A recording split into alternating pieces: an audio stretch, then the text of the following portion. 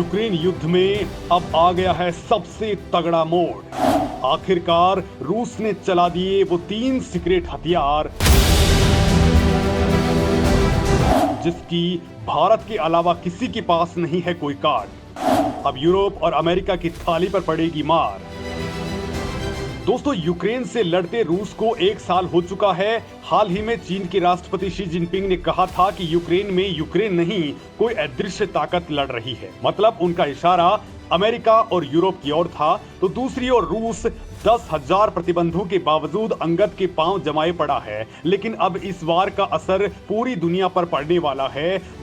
दुनिया के चौधरी बनकर घूमने वाले अमेरिका समेत यूरोपीय देश भी एक ऐसे संकट से घिरने जा रहे हैं जिसका सॉल्यूशन ना तो अमेरिका और ना ही यूरोप, बल्कि इसका सॉल्यूशन केवल पुतिन के पास है या फिर भारत के पास। लिहाजा अब यूरोपीय देशों की सारी हेकड़ी निकल चुकी है।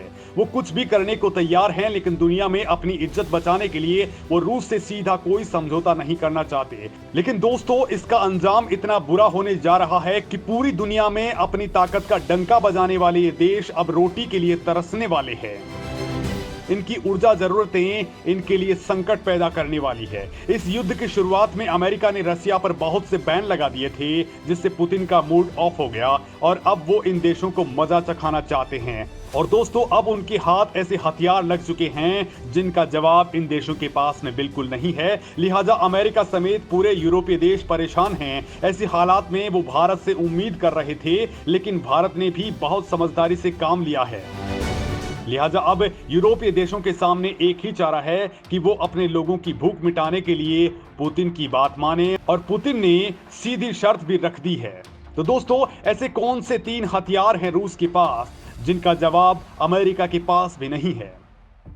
दोस्तों, रूस के पास युद्ध में लड़ने वाले हथियारों की कोई कमी नहीं है।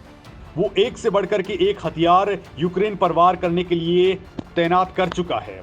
हालांकि उसके पास दुनिया को कंट्रोल करने वाले कुछ दूसरे तरीके भी हैं, जिसमें उनका पहला हथियार है खाद्यान्न, और बाकी के 2 हथियार भी दुनिया को हिला करके रख देने वाले हैं, जिनके बारे में इस वीडियो में मैं आपको बताऊंगा। लेकिन पहले इस खाद्यान्न यानी गेहूं की बात कर लेते हैं। तो दोस्तों, दुनिया के पास तेजी से खाद्यान्न घटता जा रहा है। इस बीच रूसी राष्ट्रपति व्लादिमीर पुतिन ने अमेरिका को एक ऑफर दिया।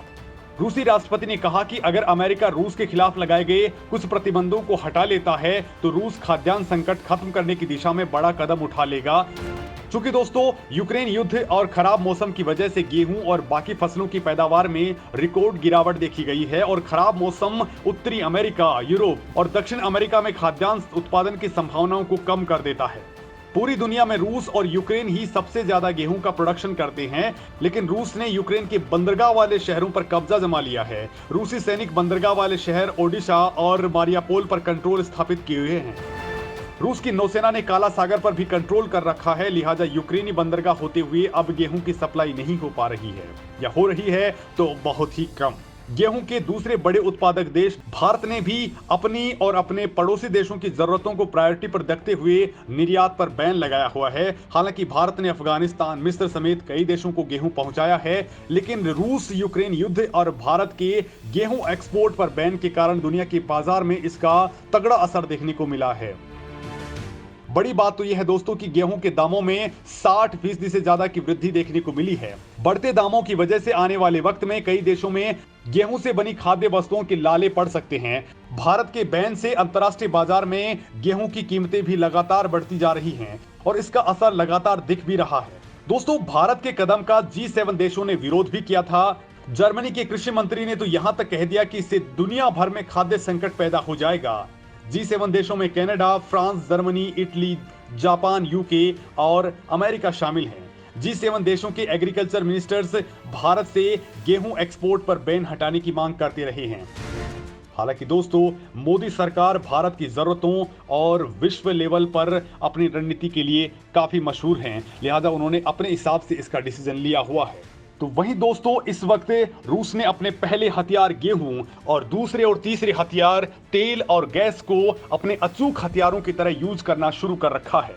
पुतिन ने तो सीधे कहा है कि अगर गेहूं, तेल और गैस चाहिए तो रूस पर लगे प्रतिबंधों को हटाना पड़ेगा और इन प्रतिबंधों को हटने पर ही वो सॉल्यूशन के बारे में सोचेंगे। और दोस्तों, ऐसा लगता है कि पुतिन के इन अचूक हथियारों के आगे नेटो देशों की हेकड़ी निकल चुकी है। ऐसे समय में भारत का गेहूं निर्यात पर बैन लगाना भी पुतिन के लिए बड़ी मददगार साबित हुआ है। अगर भारत निर्यात पर बैन नहीं लगाता तो इस मामले में रूस का दबाव नहीं बन पाता। हालांकि भारत ने पड़ोसी देश श्रीलंका की मदद और अपने देश में बढ़ती कीमतों पर कंट्रोल करने के नाम पर बैन लगा दिया, लेकिन दुनिया जानती है कि प्रधानमंत्री मोदी ने अपने दोस्त पुतिन के लिए ये सब कुछ किया है और भारत के इस कदम से पुतिन भी गदगद हैं। वहीं यूरोपीय देशों को ऐसी मिर्ची लगी कि वो तिलमिला उठे। दोस्तों, भारत ने गर्म मौसम के कारण अपने गेहूं की फसलों के अनुमान में भी 4.4% की कमी की आशंका जता दी थी और भारत ने गेहूं के निर्यात पर प्रतिबंध लगा दिए।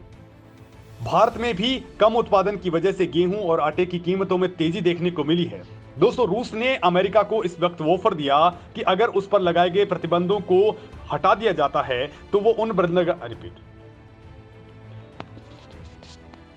उन बंदरगाहों से गेहूं निर्यात करने की इजाजत दे देगा जहां उनका कंट्रोल है। और इस मामले में मोदी ने भी काफी दखल दिया था ताकि ये खाद्यान्न संकट टल जाए, लेकिन इसका स्थायी समाधान केवल और केवल पुतिन के पास है। लेकिन इसके लिए अब अमेरिका को रूस पर लगे उन प्रतिबंधों को हटाना पड़ेगा जो उसने रूस के यूक्रेन पर हमला करने पर लगाए थे। दोस्तों, अमेरिका ने रूस से सभी प्रकार के तेल आयात पर बैन लगाया हुआ है। अमेरिका ने रूस के लिए अपना एयर स्पेस भी बंद किया हुआ है। इसके अलावा और भी बहुत से व्यापारिक प्रतिबंध रूस पर लगाए हुए हैं। ऐसे समय में बार बार अमेरिका भारत से गेहूं निर्यात पर बैन हटाने को लेकर के हाथ पांव जोड़ता रहा, तो वहीं यूरोप के बाकी देश के चीफ भी मोदी के आगे नाक रगड़ते नजर आए। हालांकि दोस्तों, अमेरिका की बात करें तो ये वही अमेरिका है जिसने कभी भारत को गेहूं निर्यात पर बैन लगा दिया था। 1965 के भारत पाकिस्तान युद्ध में अपने तब के चहेते पाकिस्तान की बात मनवाने के लिए अमेरिका ने भारत को गेहूं नहीं दिया था, लेकिन अब मोदी ने अमेरिका का वो हिसाब बराबर कर दिया है और भारत के इस कदम से रूस गदगद है। अब दोस्तों, अगर ये संकट खत्म नहीं होता है तो कई और देशों में इसकी कीमतें बहुत ज्यादा बढ़ जाएंगी। खैर दोस्तों, इस हथियार के साथ ही रूस के दूसरे और तीसरे हथियार यानी गैस और तेल भी अपना असर दिखा रहे हैं। दोस्तों, यूरोप को अधिकांश तेल और गैस की आपूर्ति रूस के जरिए होती है जो उनको सस्ता भी पड़ता है। लेकिन दोस्तों, यूक्रेन युद्ध के बाद रूस ने इनकी हालत खराब कर दी है। हालांकि दोस्तों, रूस से पहले इन देशों ने रूस को तेल और गैस नहीं लेने की धमकी दी थी, लेकिन रूस ने इनकी सप्लाई को रोक करके इनकी हालत खराब कर डाली। दूसरी ओर दोस्तों, रूस को आर्थिक संकट से घिरता देखा तो भारत उसकी ओर दौड़ पड़ा। आज की डेट में भारत ने सऊदी अरब, इराक जैसे देशों को पीछे छोड़कर हर दिन 16 लाख बैरल कच्चा तेल केवल और केवल रूस से खरीदा है, वो भी छाती ठोककर। इससे एक तरफ भारत को बहुत ही सस्ता तेल मिल रहा है तो दूसरी ओर सऊदी अरब की दादागिरी भी धराशायी हो गई है, जो फिलहाल चीन के पाले में चला गया है। दोस्तों, रूस से भारत का कच्चा तेल का आयात इसी साल फरवरी में रिकॉर्ड 16 लाख बैरल प्रतिदिन तक पहुंच चुका है। भारत लगातार रूस से बड़ी तादाद में क्रूड ऑयल का इंपोर्ट कर रहा है, जिसके कारण रूस की अर्थव्यवस्था मजबूती से डटी हुई है और इसके लिए पुतिन मोदी को बार बार धन्यवाद दे रहे हैं और अपने हर दिल के दरवाजे भारत के सपोर्ट के लिए खोल रखे हैं, क्योंकि पिछले एक साल में पश्चिमी देशों ने उन पर 10,000 से ज्यादा प्रतिबंध लगाए हैं। इनमें तेल, हथियार के व्यापार समेत कई प्रतिबंध शामिल हैं। इसके अलावा कई देशों में मौजूदा रूस की संपत्ति को भी फ्रीज कर दिया गया है। साथ ही रूसी राष्ट्रपति और उनके नेताओं पर भी प्रतिबंध लगा दिए गए हैं। लिहाजा अब पुतिन यूरोप और अमेरिका के खिलाफ डट करके खड़े हो चुके हैं। इससे यूरोप को तगड़ा नुकसान हो रहा है। लिहाजा दोस्तों, अब अमेरिका के राष्ट्रपति जो बाइडेन भी मोदी के आगे नाक रगड़ रहे हैं कि हम आपको कोई भी तकनीक दे देंगे, लेकिन ये युद्ध खत्म करवा दीजिए। वैसे बाइडेन ही नहीं बल्कि फ्रांस, जर्मनी, ब्रिटेन और इटली के नेताओं को आप देख ही चुके हैं, जो एक के बाद एक मोदी से यारी बढ़ाने में लगे हुए हैं ताकि रूस की यूक्रेन से जंग खत्म हो सके और खाद्यान्न, तेल और गैस के कारण बर्बादी झेल रहा यूरोप और अमेरिका अपनी इकोनॉमी को ठीक कर सके। दोस्तों, इस मामले में आप क्या कुछ सोचते हैं, कमेंट करके जरूर बताएं।